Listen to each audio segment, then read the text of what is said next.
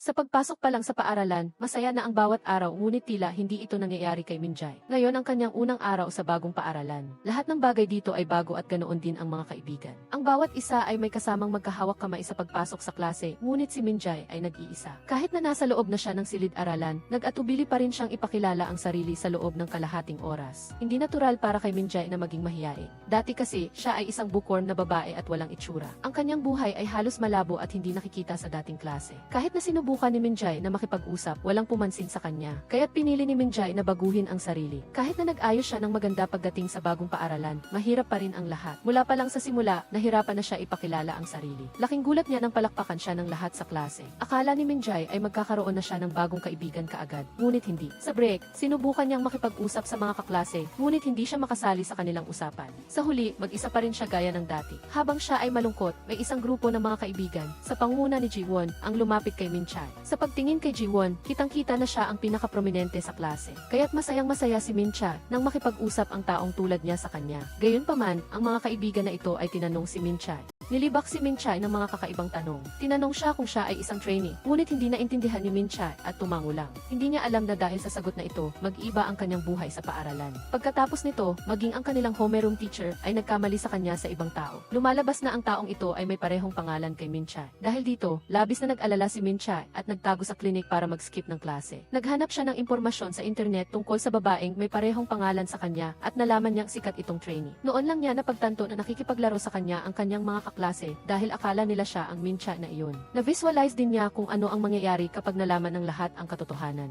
Hindi siya ang akala nila. Habang iniisip ni Minjay kung sasabihin ba niya ang katotohanan o hindi, lumapit si Hichon. Siya ang class president at sikat na school heartthrob. Dahil sa kanyang gwapong mukha at mabuting pagkatao, gustong-gusto siya ng maraming tao. Hindi inaasahan, ang isang taong tulad niya ay lumapit kay Minjay at sinabing alam niya ang katotohanan. Hindi siya ang sikat na Minjay na akala ng lahat. Ngunit, sinabi niyang itatago niya ang sikreto para kay Minjay dahil mukhang masaya ang larong ito. Ngunit, napakahirap mamuhay sa pagkatao ng iba. Pagkabalik niya sa klase, hiniling ng kanyang mga kaklase na i-follow siya sa social media. Ngunit ang account na may mahigit 5,000 tagasunod ay hindi kanya. Kaya, nagsinungaling si Minjay at sinabing hindi na niya ito ginagamit kamakailan. Ngunit darating din ang araw na ito. Ang araw na lumabas ang tunay na sikat na Minjay. Lubos na nag-alala si Minjay sa pagdating ng totoong tao. Gayunpaman, ang taong inaakala niyang magdadala ng maningning na liwanag ay lumabas sa isang napaka-ordinaryong anyo. Ang sikat na Minjay ay walang makeup at walang ayos ang buhok, at ang tanging dahilan kung bakit siya napansin ng lahat ay dahil sa kanyang pangalan na kapareho ni Minjay. Para maiwasan ang pagkalito, ang bagong Minjay na ito ay tatawagin na lang nating si Minju. Lumapit si Minju kay Minjay dahil sa pagtataka at tinanong siya kung bakit siya lumabas na napakalabo. Ngunit tinanggihan siya ni Minju at malamig na sinabing huwag siyang kausapin. Ngunit hindi siya sumuko at nagdesisyong hintayin si Minju na makipag-usap sa kanya. Sa huli, napilitan si Minju na hilahin si Minjay sa bodega para pakinggan siya. Sinabi ni Minjay kay Minju ang tungkol sa pagkakapalit nila ng pagkatao at kung paano siya nabuhay sa kanyang pagkatao. Lubos na natawa si Minju sa pangyayari. Hindi niya maintindihan kung bakit may taong gagawin ito para lang magkaroon ng kaibigan tulad ni Minjay. Ngunit, para kay Minjay, ito ang unang pagkakataon na nagkaroon siya ng kaibigan, kaya't masidhing hiniling niya kay Minju na pagpalitin na lang sila ng pagkatao. Ipinangako niya na hindi na siya babalik para guluhin pa si Minju. Siyempre, hindi pumayag si Minju dahil nakakairita ito. Pinayuhan din niya si Minjay na handa siyang talikuran ng mga kaibigan sa labas anumang oras. Kahit natahimik siyang nakaupo sa klase, nasuri ni Minju ang grupo ng mga kaibigan ni Minjay. Si Jiwon ay nagpapanggap na banal at cute, ngunit ang bawat salita niya ay mataas ang tingin sa sarili. Madalas siyang mag-selfie kasama ang kanyang mga kaibigan, ngunit nais lang niyang maging maganda siya. Nang lumabas si Minju sa isang litrato, walang pag-aalinlangan siyang lumapit at sinabi kay Minju na lumayo ng kaunti. Si Minju ay maaaring sanay na sa mga ganitong klaseng bastos na pag-ugali. Nais niyang pabayaan na lang ito para mabuhay ng payapa. Ngunit narinig niya si Jiwon na nag-focus sa peking Minjay, nagpapanggap na inosente at nagtataka tungkol sa totoong Minjay. Ngunit ang totoo, gusto niyang saktan ang kanyang kaibigan. Naiirita si Minju kaya't lumapit siya at tinapakan ang paa ni Jiwon. Ngunit agad siyang humingi ng tawad na hindi alam ni Jiwon kung ano ang gagawin. Hindi sila nagbigay pansin kay Minju dahil akala nila ay wala lang siya. Iyon ay bago pa man tanggalin ni Minju ang kanyang salamin at i-relax ang kanyang buhok. Ang babaeng ito, na kanina lang ay isang walang pangalang bookworm sa klase, ay naging isang magandang mag-aaral na nagpapalabas ng karisma saan man siya magpunta. Umakyat si Minju sa rooftop para makipagkita kay Minjay. Nang makita siya ni Minjay, napanganga siya sa gulat. Agad niyang pinuri ang kagandahan ni Minju at nagpasalamat sa kanya sa pagtulong. Ang nangyari ay kahapon.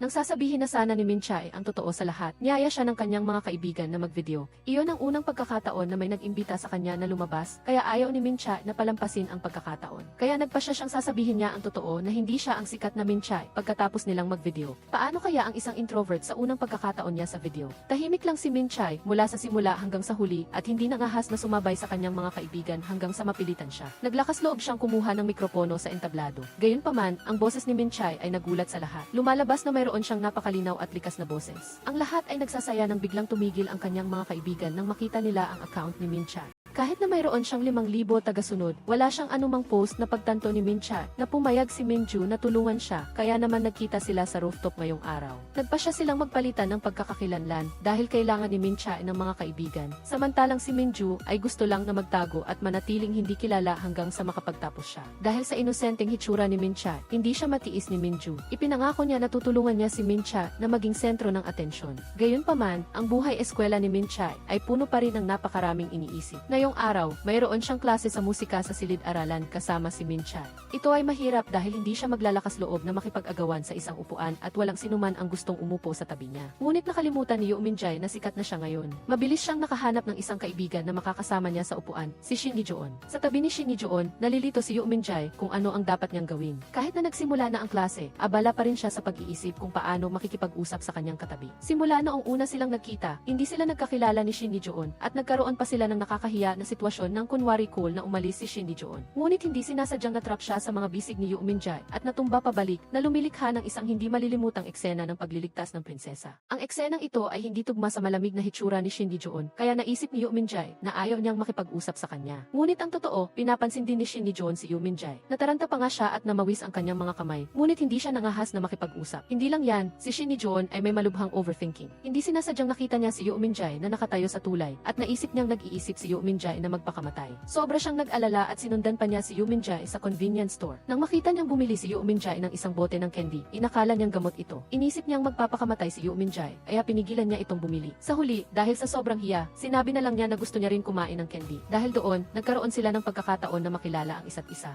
Unang pagkakataon nilang mag-usap, ngunit nang makarating sila sa paaralan, bumalik sa pagiging malamig si Shin Ni-joon. Gayunpaman, nang makita niya na walang exam paper si Yu Minjai, binigyan niya ito ng kanyang sarili. Kahit na sanay siyang maging malamig at hindi nakikipag-ugnayan, nang marinig niyang kakanta si Yu Minjai, umayag si Shin Ni-joon na sumama sa kanya. Sa loob ng karaoke room, tulad ni Yu Minjai, tahimik din siyang nakaupo. Nang makita niya na nahihiya si Yu Minjai at lumabas, sinundan din siya ni Shin Ni-joon. Tumayo siya sa pinto at binigyan siya ng isang lata ng inumin bilang pampalubag loob. Ang paraan niya ng pagbigay ng inumin ay napaka-cool. Hindi lang yan, pinuri pa ni Shin Ni-joon ang ganda ng boses niya, na lalo pang nagpahiya kay Yu Minjai. Sa paraan ng pagtingin ni Shin Ni-joon kay Yu Minjai, tila'y tinamaan na siya ng pag-ibig. Kinaumagahan, suot pa rin ni Shin Ni-joon ang kanyang earphones habang nasa klase, gaya ng dati. Ngunit sa pagkakataong ito ay ibinigay niya ang isa sa mga earphone kay Yu Minjai. Pareho silang lihim na nag-enjoy sa musika habang nasa klase ng literatura. Kinabukasan, habang kasama si Yu Minju, nakita ni Yu Minjai si Shin Ni-joon na nakikipag-usap sa ibang babae. Nagtapat ng pag-ibig ang babae, ngunit tinanggihan siya ni Shin Ni-joon. Dahil sa kahihiyan at galit, itinapon ng babae ang telepono ni Shin Ni-joon. Hindi inaasahang lumipad ang telepono patungo sa lugar kung saan nagtatago ang dalawang Minjai. Matapos ang ilang pagtutulak, naitulak din si Yu Minjai sa harapan ni Shin Ni-joon. Nanumpa siya kay Shin Ni-joon na wala siyang nakita o narinig at aksidente lang niyang napulot ang telepono nito. Kinaumagahan, aksidenteng nagkita silang dalawa sa daan.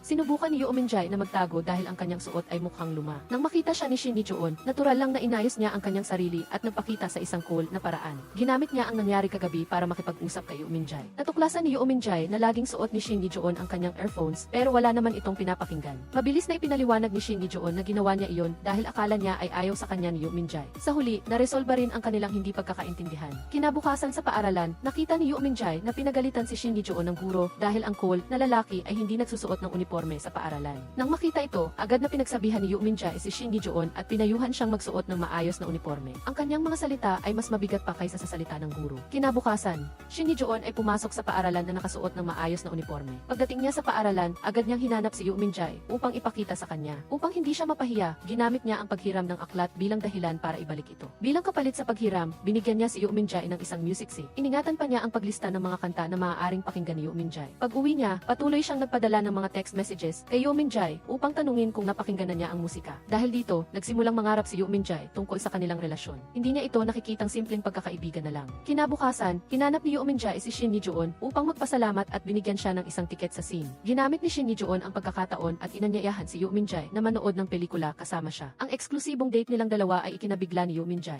Ngunit pumayag pa rin siya na sumama sa kanya. Sa pagkakataong ito, inanyayahan siya ni Han Ji-won na mamili ng damit. Nang tanggihan niya ito, hindi sinasadyang nabunyag ni Yu Minjay na may date siya kasama si Shin Ji-eun. Nang marinig ito, sinabi ni Han Ji-won na sana'y magkatuluyan silang dalawa na nagdulot kay Yu Minjay na mangarap na magka-holding hands at maghalikan sila ni Shin Ji-eun sa sinehan. Ngunit kinabukasan, tinawag niya si Yu Minjay at umiyak na nagkunwaring labis na nagsisisi. Sinabi niya na kahit ayaw niya, nagtapat ng pag-ibig si Shin Ji-eun sa kanya. Nag-imbento pa siya ng kwento na si Shin Ji-eun ay isang player na nanliligaw sa bawat makikita niya. Dahil si Yu Minjay ay isang inosenteng tao, naniwala siya sa kwento ni Han Ji-won at niyakap pa ito para aliwin. Pagkatapos noon, umupo siya sa isang sulok at galit na galit kay Shin Ji-eun. Nang makita siyang ganoon, lumapit si Shin Hae-joon at nagtanong. Nang marinig niya ang kwento, naintindihan niya kaagad ang problema. Kawawa naman si Shin Ji-eun na walang kaalam-alam. Nagbihis pa siya ng maganda at naghintay kay Yu Minjay sa sinehan. Nang may pumalo sa kanyang balikat, lumingon si Shin Ji-eun na may masayang ngiti, ngunit agad na nawala ang ngiti sa kanyang mukha. Hindi si Yu Minjay ang naghahanap sa kanya, kundi si Han Ji-won. Nang makaharap niya si Shin Ji-eun, nagkunwari si Han Ji-won na inosente at walang kasalanan.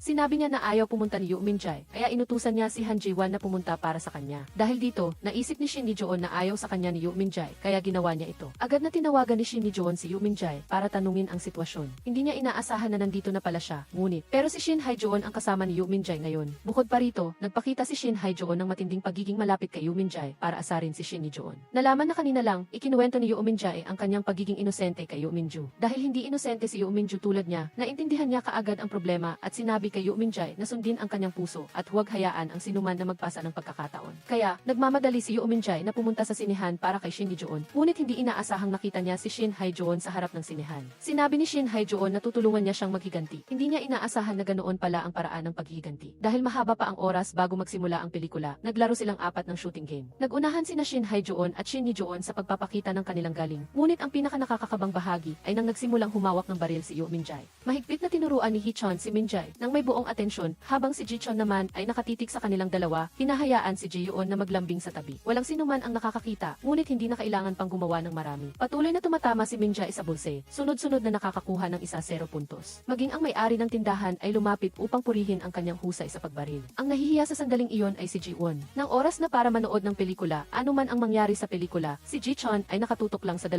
tao sa ibaba. Ang mukha niya ay malinaw na nagsasabi ng isang bagay, selos. Nang makita ito ni Hee-chun, mas lalo pa siyang nagpakita ng labis na pagiging malapit kay Minjay. Ngunit ang lahat ng ginagawa ni Minjay ay umiiwas. Alam niyang ginagamit lang siya ni Hee-chun para tuksuhin ang 2 tao. Ang pagiging totoo ni Minjay ay biglang nagpatigil kay Hee-chun. Ayaw na niyang maging kontrabida. Kaya nang umuwi, sinadya niyang sabihin kay Ji-won na magkasama sila sa daan at hinila siya upang bigyan ng pribadong espasyo sina Minjay at Ji-chun. Si Ji-yeon naman ay nanlaki ang mga mata sa galit. Tinanong niya si Hee-chun kung bakit siya ginaganyan. Ngumiti si Hee-chun at sinabing, dahil nakikita ko na katulad kita. Pareho kayong masama, kaya naisip ko na sirain ka na lang para masaya. Alam ni Hee-chun na hindi gusto ni Ji-yeon si Ji-chun. Ang layunin lang niya ay sirain si Minjay. Ang kasamaan ni Ji-yeon ay masasabing napakalinaw. Noong nakaraang araw sa klase ng Il, nakita na ni Ji-yeon ang peking sapatos ni Minjay. Ngunit nang nasa field na, sa harap ng kanyang mga kaibigan, nagkunwari siyang nagulat at sinadyang ipaalam sa lahat na peke ang sapatos ni Minjay. Mula sa malayo, nakita rin ni Minju ang totoong mukha ni Ji-won. Si Minjay naman ay labis na naguluhan. Habang hindi niya alam ang gagawin, lumapit si Ji-chun. Nakasuot din siya ng katulad na peres para hindi mapahiya si Minjay. Ang usapan ng lahat ay mabilis na lumipat sa kanilang dalawa, na ikinagalit ni Ji-won. Lumipat siya sa ibang drama. Matapos sadyang ipahiya si Minjay, nagkunwari siyang nagsisisi at niyakap si Minjay para humingi ng tawad. Nang gabi, nagpost pa siya ng isang malabo na mensahe. Sinasabing pagod na siya dahil nasaktan niya ang ibang tao dahil sa kanyang maling salita. Ang pagiging peke ni Ji-won ay kinainisan ni Minju. Hindi tulad ni nag-iisip si Minjay at sinisisi ang sarili nang mag-post si Minju ng mensahe na may tag kay Ji-won at pinayuhan siyang huwag mag-alala. Nang makita ito ni Ji-won, labis siyang nagalit at bumalik kina Minjay at Ji-chun. Pagkaalis ni na Ji-won at Hee-chun, pareho silang nahihiyang hindi alam kung ano ang sasabihin sa isa't isa. Kinuha ni Ji-chun ang kanyang telepono at kinuna ng larawan ang buwan, sinasabing napakaganda nito. Ngunit hindi naintindihan ni Minjay ang ibig niyang sabihin. Sabay silang naglakad pa uwi. Humingi ng tawad si Minjay kay Ji-chun dahil nasira niya ang kanilang date, ngunit hindi maintindihan ni ni Ji-chon kung ano ang sinasabi ni Min-jae. Tinanong niya ito kung bakit siya lang ang inimbitahan nitong manood ng pelikula. Dahil sa tabi mo lang ako nakangiti. Ilang matatamis na pagtatapat, ngunit nanatiling lihim kay Ji-chon. Sa kabilang banda, si Min-jae ay sabik na naghihintay ng isang kumpirmasyon na siya ay nag-iisa para sa kanya. Ngunit pareho silang pinili ang katahimikan. Sa huli, bago magpaalam, nasabi ni Ji-chon ang, "Masaya ako dahil kasama kita ngayong araw." Sumagot si Min-jae ng katulad na bagay, ngunit wala nang sumunod pa. Nang makauwi si Min-jae, binuksan niya ang kanyang telepono para makinig ng musika. Nakita niya ang larawan ng binata, ngunit hindi niya napansin na ang musikang pinakikinggan niya ay inilabas mismo ni Ji-chon na nag-iwan pa ng isang komento na nagpapahayag ng kanyang nararamdaman. Hindi niya alam na nabasa na ni Ji-chon ang lahat ng kanyang damdamin. Noong nakaraang araw matapos harapin si Ji-yoon, si Min-ju ay labis na nasiyahan at inanyayahan si Min-jae na mamili. Kailangan ni Min-jae na baguhin ang kanyang estilo ng pananamit na hindi na maaaring maging mas corny. Bumili silang dalawa ng magkatulad na damit, ngunit ang damit ay nagpaalala kay Min-jae ng kanyang high school days kung saan kinukutya siya ng kanyang mga kaklase dahil sa pagiging immature. Ngunit ngayon, kasama na niya si Min-ju kaya hindi na siya kailangang mag-alala. Pagkatapos ng kanilang makeover, dinala ni Min-ju si Min-jae sa isang cave. Mabilis na kinuha ni Min-jae ang kanyang telepono upang kumuha ng larawan, ngunit wala talaga siyang panlasa maging sa pagkuha ng larawan. Sa huli, si Min-ju pa rin ang kumilos. Nakita ni Min-ju na napaka-inosente ni Min-jae kaya kumuha siya ng ilang larawan para sa kanya upang palitan ang kanyang profile picture. Dahil kay Min-ju, talagang masaya si Min-jae ngayon. Para kay Min-ju, kung gayon, ang pagdating din ni Min-jae ay nagdulot sa kanya ng mas maraming tawa. Ang kaibig-ibig na Min-jae ay talagang nagpapalapit sa lahat sa kanya. Ngayon, suot ni Min-jae ang isang t-shirt na binili niya kasama si Min-ju. Nang makita siya, naisip ni Ji-won na lalapitan siya upang insultuhin. Sadyang malas para sa kanya, ito ang pinakamainit na modelo ng t-shirt sa buwan na iyon na hindi kayang bilhin ng tulad niya. Agad-agad, lumapit ang mga kaklase niya upang purihin ang t-shirt ni Min-jae na may parehong estilo. Ngunit ngayon, nang suot na ito ni Min-jae, ito ay naging sentro ng atensyon. Bukod pa rito, ang disenyo ng t-shirt ay nagbigay sa kanya ng masayang pag-uusap sa lahat. Kahit si Hichul ay lumapit upang purihin ang t-shirt. Dahil dito, ang tatlong ipis na nakatayo sa tabi niya ay nahiya at hindi alam kung saan magtatago dahil hindi nila inaasahan na ng damit na may kartoon ay nagkakahalaga ng 3 milyon if. Nang makita ni Ji-won na mahal si Min-jae ng maraming tao, hindi niya ito matiis. Nagdrama pa siyang mag-ayuno sa tanghalian para makuha ang atensyon ng mga kaklase. Mukhang may obsessive-compulsive disorder si Ji-won sa atensyon. Sa simula, hindi naman niya ganoon kinainisan si Min-jae. Nang una silang magkita, si Min-jae ay isa lang ordinaryong tao. Akala ni Ji-won na ang isang taong tulad nito ay hindi kayang agawin ang kanyang spotlight. Nag-proactive pa siyang makipagkaibigan kay Min-jae, tulad ng ginagawa niya sa iba, ngunit para itaas ang kanyang sarili, pinili niyang sirain si Min-jae. Inakala niyang babalik agad ang kanyang spotlight. Ngunit si Min-jae ay hindi lang inosente at mabait, kundi magaling din sa lahat. Dahil doon, labis na nainggit si Ji-won hanggang sa kinamuhian niya ito at tinawag niya ang kanyang kaibigan na may bon. Ang kaibigang ito ay mailihim na pagtingin kay Hichon, kaya si Ji-won ay gumawa ng kwento na nagde-date sina Min-jae at Hichon na naging dahilan upang maging selosa ang kaibigan sa bon kay Min-jae. Nang sumunod na araw, nakita nilang naglalaro si Min-jae kasama ang mga lalaki at lalo pang tumindi ang inggit nila. Agad nilang in-isolate at hindi na nakipaglaro kay Min-jae. Sa oras ng tanghalian, walang sinuman ang umupo sa tabi niya. Sa pagkakataong ito, lumapit si Hichon at pagkatapos ay lumapit din si Ji-chon para umupo sa iisang mesa. Ang dalawang campus crush ay nakaupo sa iisang mesa, kaya hindi makakain si Min-jae at umalis para magreklamo kay Min-ju. Nagreklamo siya ng mahaba at hindi niya maintindihan kung bakit siya kinamumuhian. Napaka-inosente ni Min-jae, kaya sinubukan siyang turuan ni Min-ju na ang mga taong iyon ay hindi talaga siya tinuring na kaibigan. Kung galit sila sa kanya, hindi na kailangan ng dahilan. Ang tanging taong tumitingin sa kanya bilang kaibigan ay si Min-ju. Nang naglilinis ng sahig at may narinig siyang nagsasalita ng masama tungkol kay Min-ju, hindi nag-atubili si Min-ju na bigyan sila ng walis at mabilis na nagkunwari na inosente, kaya walang magawa ang mga kaibigan. Samantala, si Ji-chon ay nagtatanong kung bakit siya iniiwasan ni Min-ju. Akala niya ay may nagawa siyang mali kaya nagalit ito, kaya binigyan niya si Min-ju ng isang nakakatawang larawan bilang paghingi ng tawad. Si Min-jae ay sinubukang panatilihin ang kanyang distansya kay Ji-chon dahil sa takot na kamuhian siya ng lahat, ngunit nang makita niya, hindi napigilan ni Yoo Min-jae ang matawa sa litratong ibinigay niya. Medyo klise pero napakaganda ng pag-ibig sa eskwela. Sabay pa silang nakatulog sa klase. Nang magising si Shin Ye-joon, pinagmasdan niya ang magandang babae sa tabi niya at sinubukan niyang harangan ang sinag ng araw para sa kanya. Isa itong perpektong romantikong tagpo. Pero hindi pa rin tigil ang pang-aapi kay Shin Hae-joon. Sa court, patuloy pa rin si Han Ji-wan na harangan ang bola para sa kanya na nagpapataas lalo ng inggit sa babaeng nakapunitel. Napansin ni Tae-hyung ang problema dahil kinausap siya ni Lee Yoon-ji dati. Ayaw na niyang umasa pa kay Kim Sung-soo. Tinulak niya si Cha Hyun-jin sa harapan para umalis siya sa court at hindi na makaistorbo. Tinamaan ng galit, binato niya ang bola kay bunot na buong lakas ding bumato. Ang nakakatawa, napanganga ang mga tagahanga ng mag-somersault si Min-jae para iwasan ang bola. Parang nagpapayabang siya na pinuri pa ng coach sa tabi niya. Hindi sinubukang magliwanag ni Min-jae pero kusa siyang naging sentro ng atensyon. Samantala, tuluyan nang namatay namatay ang ningning ni Ji-won dahil kumalat sa internet ang larawan sa nakaraan ng isang estudyanteng babae na walang iba kundi si Jaeyoon. Ang babaeng laging nagpapanggap na pinakamaganda sa klase ay may ganito palang pangit na nakaraan. Sa kahihiyan, tumakas si Jaeyoon pero nakasalubong niya si Hichon. Walang iba kundi siya ang gumawa ng kalokohang ito. Dahil kagabi, pumunta si Hichul kay Jaewon at sa harap ni Bunot, sinabi nitong si Jiwon ang gusto niya. Naguluhan si Jaewon at galit na nagtatanong kung bakit niya pinagtatanggol si Min-cha. Hindi na nagsayang ng oras si Hichul at bantaan si Jaewon na kung hindi siya titigil, ilalantad ang pangit nitong nakaraan. Hindi inakala ni Jaewon na gagawin iyon ni Hichul. Dati palang magkaklase si Hichul at Jaewon noong high school. Ang kontrabidang si Jiwon ay dati palang biktima ng bullying dahil sa ordinaryo at pangit nitong itsura noong panahong iyon. Ganoon din si Hichul, nabuhay lang dahil sa pangalan bilang matalik na kaibigan ni Jichun. Hindi inaasahang nagkita ang dalawang talunan mula noon. Nagpatuloy silang mag-aral sa iisang high school na may panibagong itsura, ngunit hindi inilantad ni Hichul si Ji-won. Sa halip, naging magkaibigan pa sila. Kaya ngayon, bakit niya ginawa iyon? Nagalit si Ji-chon sa ginawa ni Hichon dahil napagtanto niyang bumalik sa dating ugali ang kaibigan niya. Hindi pala ito ang unang beses na inilantad ni Hichon ang isang tao. Ilang taon na ang nakalilipas, parang magkadikit sina Ji-chon at Hichon. Naging matalik silang magkaibigan. Ngunit napagtanto ni Hichon na kinakausap lang siya ng mga tao dahil gusto nilang malaman ang balita tungkol kay Jichon. At isang araw, nakita niyang may kasamang ibang kaibigan si Jichon.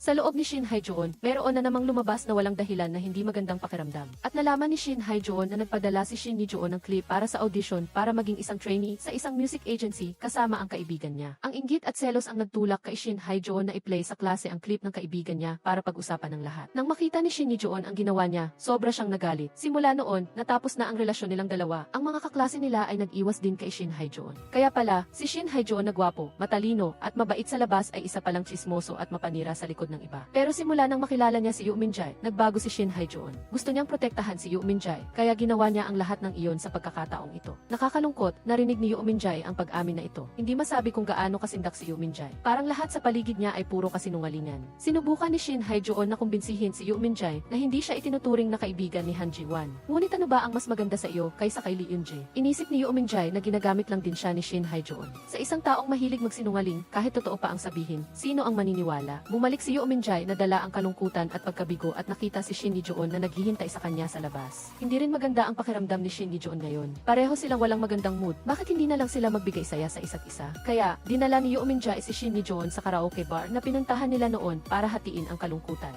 Dito, nag-amin si Shin Ni-joon na gusto rin niyang kumanta kasama ang mga kaibigan niya tulad ng iba pero nag-alinlangan siya dahil sa nakaraan. Naalala niya kung paano sila nag-shoot ng music video kasama ang kaibigan niya. Plano niyang sabihin ito kay Shin Hae-joon pero natakot siyang maudlot ito. Hindi niya inaasahan na dahil doon, nagtanim ng galit si Shin Hae-joon at gumawa ng ganoong masamang bagay. Gayunpaman, nang tanungin siya ng guro, inako pa rin ni Shin Ni-joon ang kasalanan para protektahan ang imahe ni Shin Hae-joon. Nang makita siyang malungkot, inaliw siya ni Yoo Min-jae. Sinabi niya kay Shin Ni-joon na ang tunay na kaibigan ay ang taong nandyan kaagad kapag kailangan mo ng makakausap. Nagpatuloy silang nagtitigan sa loob ng karaoke bar. Sa kabila ng pagiging mahiyain, sinimulan ni Yoo Min-jae ang pagkanta at ginawa ang lahat para gumaan ang pakiramdam ni Shin Ni-joon. Sa wakas, nasaksihan natin ang malawak ng ngiti ni Shin Ni-joon. Pareho silang sumasayaw hanggang sa mawalan ng hininga. Dahil dito, nalagpasan ni Shin Ni-joon ang kanyang takot at inawit niya ang kanyang matamis na boses na parang isang kanta na nagpapahayag ng kanyang nararamdaman. Ang kanta ay maaring maibuod sa tatlong salita, gusto kita. Habang umaawit siya, naaalala ni Yoo Min-jae ang unang beses na nagkita sila. Bumalik sa kanyang puso ang mga alaala kasabay ng bawat liriko. Matapos ang nakakapanabik na kanta, biglang naging seryoso ang mukha ni Shin Ni-joon. Yoo Min-jae, gusto kita. Nakita ko ngayon ng Shin Ni-joon. Sa wakas, pagkatapos ng lahat ng panlalamig at pagiging mahiyain, naibahagi na ni Shin Ni-joon ang kanyang damdamin. Pero naging blanko ang reaksyon ni Yoo Min-jae. Sa sandaling iyon, may tumunog na cellphone na pumutol sa katahimikan. Para mawala ang awkwardness, aalis na sana si Shin Ni-joon pero pinigilan siya ni Yoo Min-jae at sinabi na kailangan niya ng oras. Ngunit ang sagot niya ay sigurado na pareho sa kanya. Ang sagot na ito ay sapat na para mapasaya si Shin Ni-joon. Pagka-uwi, tuwang-tuwa si Yoo Min-jae, kaya tinawagan niya si Minju para ibalita ang magandang balita. Nang marinig ang nakakatuwang balita, natuwa rin si Minju. Pero dahil dito, naalala ni Minju ang nakaraan niya, ang mukha ng kanyang dating kasintahan. Ang taong nagsabing mahal na mahal siya. Tapos ang imahe ng taong tinatawag niyang matalik na kaibigan. Hindi alam kung anong ginawa ng dalawang iyon kaya natatakot si Minju. Gayunpaman, hindi mabura ni Minju ang imahe ng kanyang dating kasintahan. Hindi niya inaasahan na ang ex-boyfriend na iyon ay magiging blind date ni Shin Ni-joon. Matapos makita ang lumang larawan, lumipat si Han Ji-won sa mga kaibigan sa ibang klase. Ngayon, ipinakilala sa kanya ng kaibigang iyon ang isang tao, at iyon ay ang ex-boyfriend ni Minju. Walang hiya na lumapit si Han Ji-won kay Yoo Min-jae para makipag-usap. Tinanong niya si Yoo Min-jae tungkol sa ex-boyfriend boyfriend ni Minju. Ngunit dahil hindi alam ni Yu Minjay ang nangyari, walang kamuwang-muwang niyang pinuri ang gwapong Chanam. Gayunpaman, para makasiguro, tinatanong pa rin ni Minjay si Minju gamit ang litrato. Ngunit nang marinig ni Minju ang pangalan, nagalit siya. Direkta niyang sinabihan si Minjay na tanga at hindi marunong pumili ng tao. At dahil sa lahat ng sinira ni Ji-won, nakikipag-usap pa rin si Minjay kay Ji-won na parang alipin niya. Pagkasabi nito, lumabas si Minju, ngunit pagkalabas niya ng pinto, pinagsisihan niya ang kanyang mga sinabi. Hindi sinasadyang nabangga ni Minju si Hichul, kaya dinala siya nito sa isang bench upang mag-usap. Nagbago na si Hichul ngayon, naging tao na siya na kayang magbigay aliw at mag-udyok kay Minju. Naisip niya na oras na para harapin ni Minju ang lahat ng seryoso. Pagkatapos, umuwi si Minju at tiningnan muli ang litrato niya kasama ang kanyang ex at bumalik ang mga alaala ng nakaraan. Dating siyang maganda, tanyag, at may pag-ibig na hinahangaan ng buong paaralan. Mayroon siyang isang matalik na kaibigan na itinuturing niyang soulmate. Sinabihan niya ang kaibigan na gustong lampasan ng pangalan ng kanyang nobyo ang hangganan kahit na ayaw ni Minju. Ngunit, pinayuhan siya ng kaibigan na ibigay ang lahat para sa pag-ibig. Hindi inaasahan na nilinlang siya ng kanyang ex-boyfriend, kaya kinailangan niyang mag-file ng reklamo. Ngunit sa silid ng konseho ng paaralan, hindi protektado ang biktima dahil sa relasyon nila. Kahit gaano pa katakot si Minjay, ang lahat ay naresolba sa huli dahil sa isang saksi na siyang matalik na kaibigan ni Minju. Akala niya ay poprotektahan siya nito hanggang sa huli. Pero sa halip, sinabi niya na si Minjay ay kusang loob na pumayag. Pagkatapos ng lahat, lumapit siya kay Minju para humingi ng tawad dahil in love na siya sa nobyo ni Minju. Kaya pala, hindi siya kaibigan kundi isang kaaway. Dahil sa kabiguang iyon at pagkasuklam, kinailangan ni Minju na lumipat ng paaralan at mamuhay ng tahimik. Ngunit ngayon, muling lumitaw ang isyong iyon at ang pinagmulan ay si Ji-won na naman. Nagpanggap siyang lumapit kay Minjay at tinanong kung bakit hindi nila sinabi sa kanya na nag-date sila. Ngayon lang nalaman ni Minjay na ang mga chismis kamakailan ay tungkol pala kay Minju at ang taong nabubuhay sa pagkatao niya ay si Minjay, kaya nararanasan din niya ang emosyon ni Minju. Nagkaisa ang lahat sa pagpuna at pagbubulungan. Nang malaman ito ni Hichul, hinanap niya si Ji-chon para tingnan ang reaksyon nito. Ngunit hindi interesado si Ji-chon sa nakaraan ni Minjay. Sinabi rin ni Ji-chon kay Hichan ang kanyang nararamdaman at pinili niyang magtiwala kay Minjay. Sa halip, direkta niyang pinuntahan si Minjay. Linano ni Minjay na sabihin ang totoo, ngunit nawalan siya ng lakas ng loob. Sa pagkalito, hindi sinasadyang nahawakan niya ang kamay ni Ji-chon. Nagkatinginan sila sa kamay ng 2 oras. Pagkatapos, sinabi ni Ji-chon na maghihintay siya hanggang magsalita si Minjay at sa oras na iyon, wag na silang maging magkaibigan. Dahil sa isyong ito, nai-isolate si Minjay at walang sinuman ang gustong makipagkaibigan sa kanya. Ngunit nang makita siya nito, hindi na masaya si Ji-an. Umalis si Ji-won at nakatanggap ng imbitasyon mula kay Chanam. Ngunit bago siya makasagot, dumating si Hichul. Humingi ng tawad si Hichul dahil nasaktan niya si Ji-won matapos ang lahat ng nangyari. Sinabi ni Ji-won na kahit peke siya, itinuring niya si Hichul na isang tunay na matalik na kaibigan. Alam din ito ni Hichul, kaya sinabi niya na mula ngayon, hindi na niya kailangang magsuot ng maskara para mabuhay. Sana, mamuhay sila ng maayos. Samantala, si Minju, mula nang lumabas ang issue, hindi na pumasok sa paaralan at nanatili sa bahay na walang gustong makita. Nag-aalala siya para kay Minjay na nagdurusa para sa kanya sa labas, ngunit hindi siya nangangahas na lumabas. Nanatili si Minju sa kama maghapon at magdamag. Gabi hanggang umaga, nang magutom na, lumabas siya at nakita na naghanda na ng pagkain ang kanyang ina. Sa tabi nito ay isang basket ng mga merienda na dinala ni Minjay. Naantig si Minju at napaiyak. Kahit anong mangyari, mayroon pa rin siyang pamilya at isang tapat na kaibigan. Kaya hinabol ni Minju si Minjay. Nag-usap silang dalawa. Napaiyak si Minjay dahil labis siyang naawa kay Minju. Sa sandaling iyon, nakatanggap silang dalawa ng tawag para humingi ng tulong mula kay Ji-won. Nalaman nilang hindi pala naniniwala si Ji-won na nasaktan si Minju at nakikipag-date pa siya kay Chanam. Ngayon lang niya nalaman na isa itong pervert at nakakasuklam na stalker, kaya tumawag siya kay Minjay para humingi ng tulong. Nang aakto na sana si Chanam, dumating si Minju. Hindi maintindihan ni Ji-won kung paano nakilala ni Minju ang lalaki, kaya lumapit si Minjay para protektahan si Ji-won. Binigyan din ng 3 si Chanam ng leksyon. Kung hindi siya matututo, ang tirahan niya ay ang bilangguan. Natapos na ang lahat. Kinabukasan, bumalik na si Minjay sa pagiging si Minju. Pumasok siya sa paaralan sa kanyang orihinal na anyo. Nabighani ang lahat ng estudyante sa paaralan. Nang makitang bumalik si Minju, labis na natuwa si Minjay. Tinipon din niya ang kanyang lakas ng loob na tumayo sa harap ni Ji-chon upang sabihin ang totoo. Ngunit gusto na siya ni Ji-chon, hindi dahil sikat siya, kundi dahil siya si Minjay, dahil siya ay siya. Nang marinig ang pag-amin ni Minjay,